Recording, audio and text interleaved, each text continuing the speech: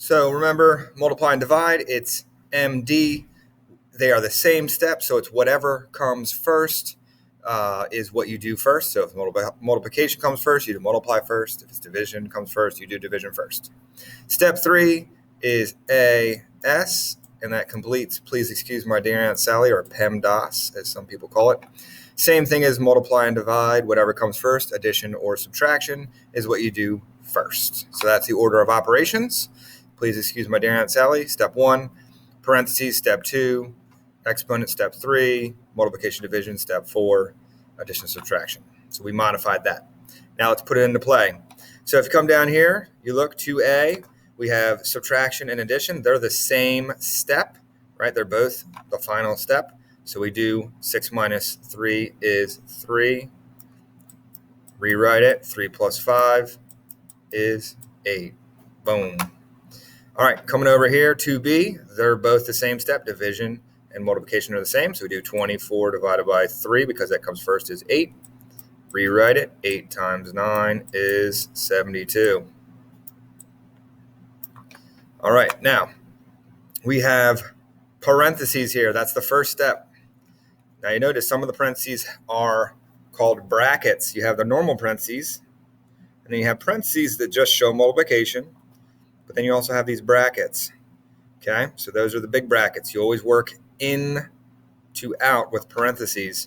So we're going to start with this. 10 minus 3 is 7. Rewrite. 6 times 5. Now those little parentheses don't actually do anything, and that 2 is still hanging out there. All right, now inside the parentheses, we have addition and multiplication inside the brackets, which is another word for parentheses.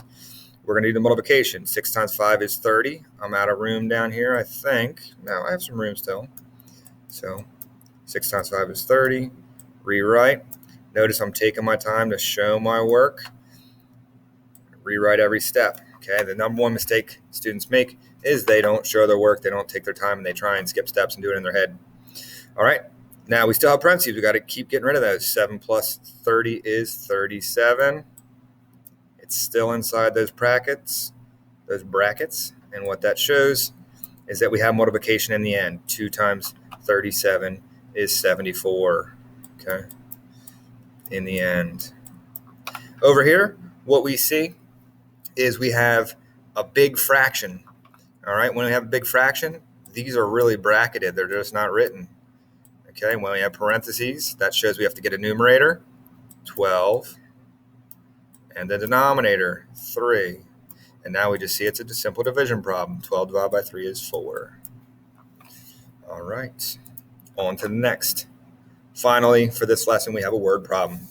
The same phone company offers another plan where they charge $15 per month and 25 cents for each phone call they made. Write and evaluate an expression to find out the cost for 40 calls during 1 month. Okay, so it's $15 per month. So let's get the pen tool out again.